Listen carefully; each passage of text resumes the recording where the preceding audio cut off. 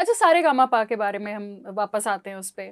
तो आपने जब उसमें कम्पीट किया तो ज़ाहिर है आपने इंडियन सिंगर्स के साथ भी आपने बातचीत की, वहाँ पे भी माहौल देखा कि अच्छा इंडिया में इस टैलेंट का कैसे ख्याल रखा जाता है या कैसे इनकरेज किया जाता है। तो वहाँ पे जाके आपको कुछ एहसास कमतरी हुआ या थोड़ा बुरा लगा कि मेरे मुल्क में तो इस फन की उस तरह से कदर नहीं है जितनी यहाँ पे हो रही है? ऐसा कुछ आपने नोटिस किया था? अच्छा, ज़्यादा ब्रूटली ऑनेस्ट प्लीज, होना है तो यस। फिर तो फायदा हमें इस चीज का ये है कि हमें टीवी सेंसर नहीं कर सकता यहाँ पे। नहीं नहीं, वो बात ये है कि मैं बोलती भी बहुत हूँ और इट्स सच ही ओके। बोलती हूँ। हाँ हाँ। लेकिन ये है कि असल में ना सबसे बड़ी बात तो ये है कि मुझे वहाँ जाके, क्योंकि मैं बिल्कुल ही, अल्लाह का शुक्र है कि मेरा फर्स्ट प्लेटफॉर्म ही वही रहा ना एक तरह से जो प्रोफेशनल था, और मैं 6-7 मंथ्स में कंपटीशन में रही। तो आई वाज द फाइनलिस्ट या। अल्हम्दुलिल्लाह, जो कि मेरे लिए सोचना भी मुमकिन नहीं था। और वो सारी जो लड़कियां होती थी जो मेरे साथ गा रही होती थी, वो अब तो खैर they are good friends, but at that moment they were like, इसकी वजह से हमें निकाल दिया, ये जो है ना वैसे तो ओह। पता नहीं क्या करती है स्टेज पे जाके, शी इज़ टू हाँ गुड, बिकॉज हाँ। अल्हम्दुलिल्लाह मेरा स्टेज का जो है ना वो हम्म एक दोस्ती ऐसी है कि मुझे वहाँ जाके मज़ा आता है अच्छा हम्म गाना गाते का। लेकिन वो लोग थोड़े शाय हो जाते थे, हालांकि उनके हम्म पास बड़ा होता था पीछे सीखने की रागदारियाँ ये वो, लेकिन वो हम्म, स्टेज पे कुछ लोग नहीं उस तरह से, बिल्कुल और सही। कुछ लोग बहुत आउटस्टैंड कर हम्म जाते हैं। तो I always you know last moment पे मैं विन कर जाती थी। हम्म फिर 6-7 महीने जब मैं वहाँ रुकी तो मैंने ये देखा कि यार ये तो एक बहुत बड़ी इंडस्ट्री है। या। मतलब कि वहाँ आप पैसा फेंक रहे हो और बना रहे हो और यहाँ पे इस चीज़ को कभी भी आज तक इंडस्ट्री का रुतबा ही नहीं मिला। तो अब उस चीज़ को इससे कंपेयर करना, जब वापस आए तो ऑब्वियसली आंखें पूरी खुल गई कि यहाँ तो कुछ भी नहीं है अगर मैं सच कहूँ तो। हम्म। और अगर आप आंखें खोल के अब देखें तो पूरे टेलीविज़न सेक्टर में इंफोटेनमेंट का काम हो रहा है, म्यूज़िक का एक भी शो नहीं हो रहा। ऐसे ही है।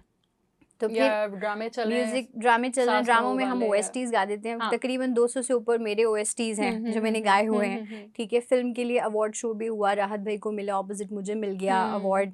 फ़िल्म इंडस्ट्री में भी जितनी 6 फ़िल्में आई हैं तो 7 में मेरे मतलब गाने आ गए, हम्म एक-एक गाना आ गया। हम्म। लेकिन जानी जब इंडस्ट्री ही नहीं है तो या मैं किससे किसको कम्पीट या। करूँ?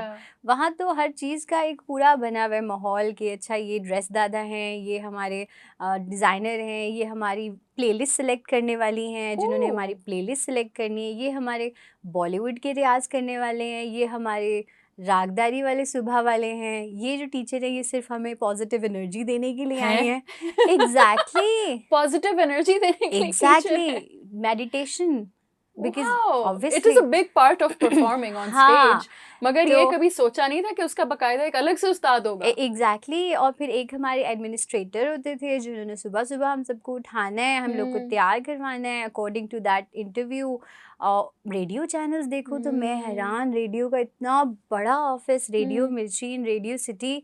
अच्छा, समझ ही नहीं आ रही, मतलब हम्म। यार दुनिया में क्या हो रहा है, वापस आए तो पता चला यहाँ कुछ भी नहीं हो हाँ, रहा, सॉरी टू से नहीं दैट। बिल्कुल सही कह रही हैं आप, ये यहाँ पे सच है। यहाँ पे रेडियो पे गई मैं खुशी खुशी, मैंने हम्म। कहा यार रेडियो पे काम करते हैं ना कुछ। रेडियो पे हाँ। ताले लगे हुए हैं, जाले लगे हुए हैं, पीछे तस्वीरें लगी हुई हैं बड़े बड़े लेजेंड्स की, और आगे खौफनाक किस्म का माहौल, डार्क। वो आई वाज तस्वीरें लाइक, भी गल गई होंगी, फेड हो गई हाँ होंगी। अब तो वो बिल्डिंग ही गिरा दी उन्होंने, पता चला मैंने कहा हम्म। कि वो सीपीयू की जो ऐसे एक ही है। खास बिल्डिंग थी वो भी गिरा दी। हम्म तो फिर मैंने आहिस्ता आहिस्ता अब आंखें शऊर भी अब आ रहा है ना, क्योंकि ऑब्वियसली मतलब एक 9-10 साल की बच्ची, 12 साल की बच्ची, 15 साल की बच्ची, फिर उसके बाद right now I hmm in my twenties, let hmm. Twenties, and now I realise कि यहाँ पे इस मुल्क में मौसीकी, आर्ट, ये वो, इसके लिए कोई सीरियस है ही नहीं, कोई भी नहीं है। कोई सीरियस ही नहीं है। तो जब कोई सीरियस ही नहीं है तो इसको मैं एक प्रोफेशनल इंडस्ट्री जो 100 साल से काम कर रही है इंडस्ट्री में, उसके साथ कैसे compete कर सकते हो? और हम्म। अगर मेरे साथ क्या बाकी लोगों को देखें तो वो तो डिसहार्ट होके they are in the boxes Yep,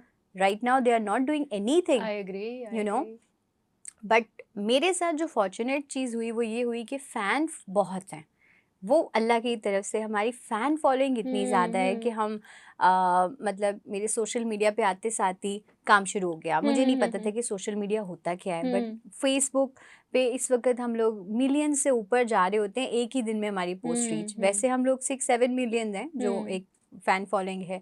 फिर अल्लाह का शुक्र है कि मेरी टिकटॉक वाली फ़ैन फॉलोइंग नहीं है, मतलब कंटेंट बेस्ड फैन फॉलोइंग है, सिर्फ ये नहीं कि हमने ऐसे ऐसे हाँ, मेक समझ ये गई, मेक वो हाँ, वाला नहीं। हाँ। तो इंस्टाग्राम हो या फेसबुक हो, यूट्यूब फॉर्चुनेटली अनफॉर्चुनेटली बंद था, कुछ साल हाँ, रहा, हाँ, बिल्कुल आपको बंद पता रहा है, तो था। हमने उस पर इतना काम किया भी नहीं। हम्म, लेकिन जो भी वहाँ जा रहा होता है उसकी भी व्यूअरशिप आ रही हम्म, होती है। तो इस तरह से फिर हमारे इंटरनेशनल टूर्स और लोकल भी जो कॉन्सर्ट्स हैं वो शुरू हो गए। यानी I start performing yeah, and I do perform for weddings as well. और मैंने उसके वेडिंग शोज़ पे भी हमारा वैसा ही कॉन्सर्ट होता है जैसा हमारा कॉन्सर्ट होता है, क्योंकि अल्लाह का शुक्र है कि हमारी ऑडियंस जो है ना वो बड़ी अच्छी है। मैं कहती हूँ कि इट्स अ हाँ, enjoy वेरी करना चाहते फॉर्चुनेट हैं। थिंग। हाँ, people love you if Yeah, you are good in your music. 100%। But unfortunately अगर आप उनको दिखा ही अजीबो गरीब ऑटो ट्यूनर्स रहे हो, और पहले ही प्लेटफॉर्म्स नहीं है और 2-3 हैं, उनमें भी आप पुठी सीधी चीज़ें दिखा के तो कंटेंट भरना की कोशिश कर रहे हो,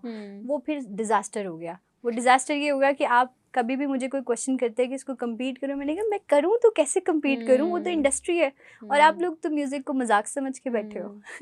मजाक के साथ वो, गुनाह वाला काम, हाँ, इस तरह से समझ, खैर वो एक अलग डिस्कशन है।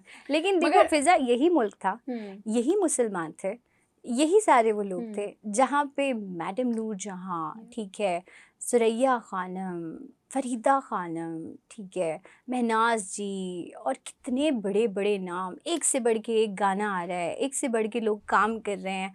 फिल्मों में शबनम है या वो पुरानी एक्ट्रेसेस हैं, फिल्में आ रही हैं। मेरी मामा बताती थी कि ये लोग भी इतनी स्ट्रिक्ट फैमिली में होने के बावजूद फिल्में देखते थे। तो ऐसा नहीं है कि हमारे लोग नाउजुबिल्ला कोई बहुत इसको बुरा समझते हैं, नहीं, हमारे लोग भी एंटरटेनमेंट को पसंद करते हैं, अच्छी चीज़ों को पसंद करते हैं। पर पता नहीं ये जो बनाने वाले इनके माइंड में कितने नेगेटिव हैं, इतने नेगेटिव है कि अब तो ड्रामों में भी इतने गंदे गंदे ड्रामे टॉपिक में बनाते। मैं कहती हूँ मामा मैंने आपका नहीं देखना, इससे बेहतर है मैं नेटफ्लिक्स देख। सही बात है, बिल्कुल सही बात है। और उसकी बहन उसके साथ, उसका भाई उसके, मैं किया बस, और सारे कजिन्स आपस में लगे हुए हैं, वो भी क्या चल रहा है। So you know I will agree, जो हम ऑफ स्टेज बात कर रहे थे कि फिजा जो बनाने वाले हैं ना चैनल, जैसे आप बैठी हैं, आप एक रिस्पॉन्सिबल खातून हैं, आप जिस आर्टिस्ट को बुलाएंगी इंटरव्यू के लिए, ये अब आपने सेलेक्ट करना। आप किसी पॉजिटिव शख्सियत को बुलाएंगी तो लोगों पे पॉजिटिव असर पड़ेगा।